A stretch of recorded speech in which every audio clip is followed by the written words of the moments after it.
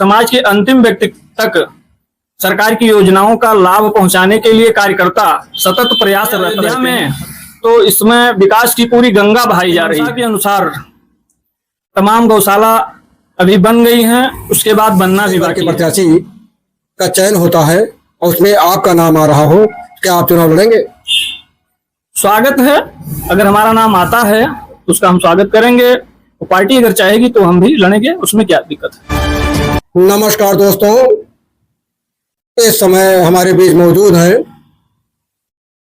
अयोध्या पूरा तृतीय के जिला पंचायत सदस्य श्री देवता प्रसाद पटेल जी, जो कि भाजपा के वरिष्ठ नेता हैं, जो कि 2027 में होने वाले विधानसभा चुनाव को लेकर विभिन्न दलों ने तैयारियां तेज कर दिया है। ऐसे में अभी हम इनसे जानते हैं कि आखिर 2027 के चुनाव को लेकर के 2027 के चुनाव को फतह करने के लिए आखिर बीजेपी कौन सी रणनीति अपना रही है और ये लोग जनता के बीच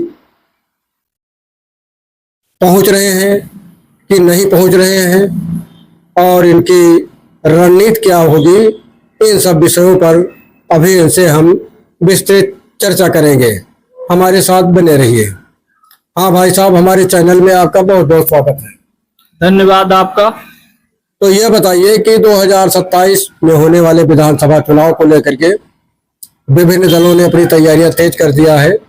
चाहे सपा हो चाहे बसपा हो, इस बार बसपा भी पूरा सभी सीटों पर चुनाव लड़ने के मूड में है और अपने ग्राम पंचायत से लेकर के और प्रदेश और राष्ट्र स्तर तक के पदाधिकारियों को बदलने का प्रयास कर रही है और इनके प्रत्याशी भी गांव-गांव धमक बनाना शुरू कर दिए हैं।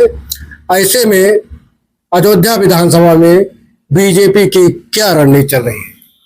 बीजेपी तो लगभग 5 साल जीतने के बाद भी काम करती है और रणनीति तो इसकी चलती ही रहती है और समाज के अंतिम व्यक्ति तक सरकार की योजनाओं का लाभ पहुंचाने के लिए कार्यकर्ता सतत प्रयासरत रहते हैं। हर वक्त किसी न किसी माध्यम से कार्यक्रम से चलते ही रहते हैं। तो बीजेपी की कौन कौन सी योजनाएं हैं जो कि जनता तक पहुंच रही हैं? अब 80 करोड़ पूरे देश में लोगों को जो है राशन वितरण किया जा रहा है, मिड डे मील। उसके बाद ये प्रदेश में जो है फ्री में शौचालय दिया जा रहा है।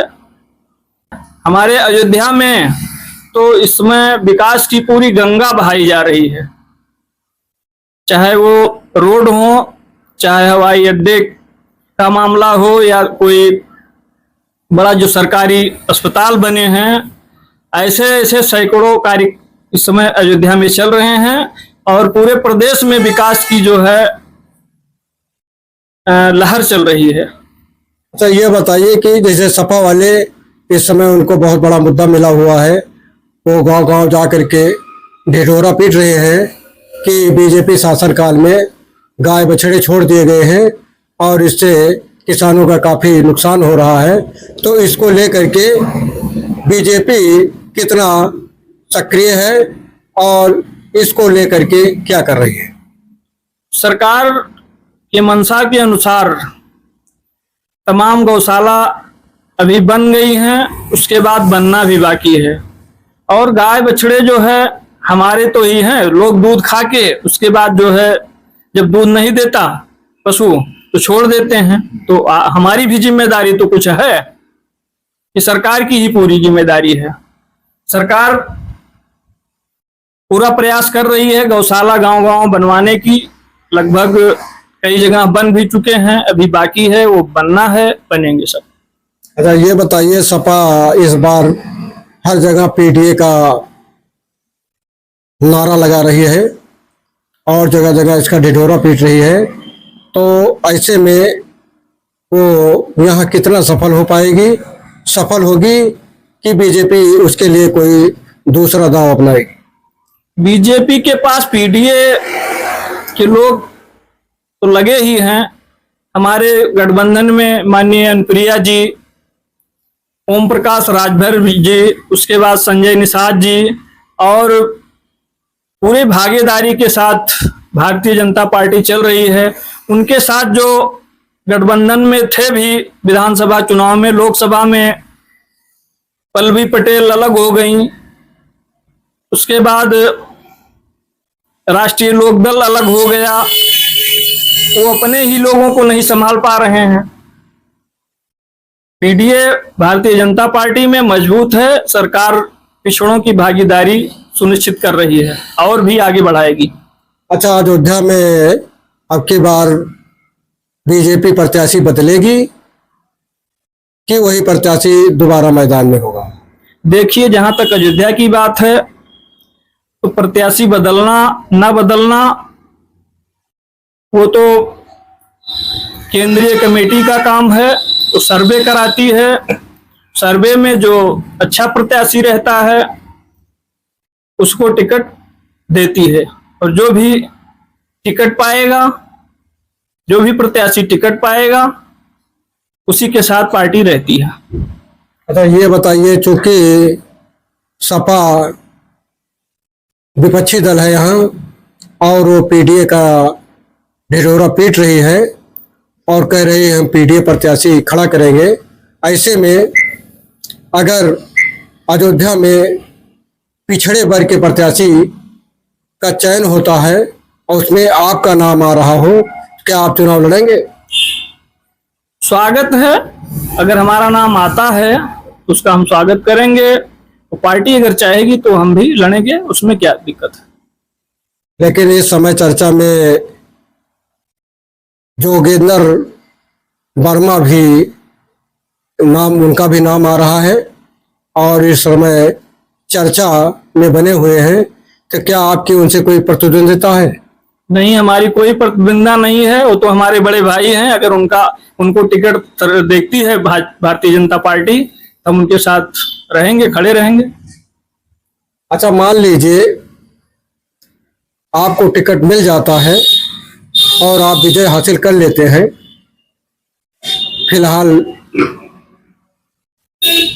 ये कोरी कल्पना है, लेकिन मान लीजिए अगर आप विजय हासिल कर लेते हैं तो अयोध्या के लिए क्या करेंगे? अयोध्या के लिए जो विकास अधूरे होंगे उसको पूरा किया जाएगा। अच्छा, पंचायत चुनाव होने जा रहा है, तो क्या इस बार फिर से भाग्य उसमें आजमाएंगे? देखिए, हम तो सिटिंग जिला पंचायत है ही हैं। पार्टी अगर टिकट देती है तो हम फिर से मैदान में उतरेंगे। कहाँ से? जहां से भी देती है। तो इसके लिए अभी से कोई तैयारी कर रहे हैं? हम लोग तो गांव-गांव में वैसे जा रहे हैं, हर कार्यक्रम में। कार्यक्रम भारतीय जनता पार्टी का डेली लगा ही हुआ है, सुख दुख में पहुंच रहे हैं, पार्टी कार्यक्रमों पे पहुंच रहे हैं। हम लोग बैठते कहाँ हैं, कुछ ना कुछ कार्यक्रम हर वक्त चलता रहता है। देखिए, ये हमारे बीच थे देवता प्रसाद पटेल जी, जो कि बीजेपी के वरिष्ठ नेता हैं और मौके पर पूरा तृतीय के जिला पंचायत सदस्य भी हैं। दिखाइए भैया, देखिए ये उन्हीं के कार्यालय पर हम लोग बैठे हुए हैं। देखिए, ये राम मंदिर का, मोदी जी का और देवी देवताओं का, डॉक्टर अंबेडकर का पूरा यहाँ चित्र लगा हुआ है। जो लोग जहाँ से भी देख रहे हैं, चैनल को लाइक, शेयर व सब्सक्राइब करिए और कमेंट बॉक्स में ये लिखना मत भूलिएगा कि अगर अयोध्या से पिछड़े वर्ग के प्रत्याशी को टिकट मिलता है और देवता प्रसाद जी को उसमें प्रत्याशी बनने का मौका मिलता है, तो क्या ये चुनाव जीत पाएंगे कि नहीं जीत पाएंगे? कमेंट बॉक्स में इसे जरूर लिखिएगा धन्यवाद।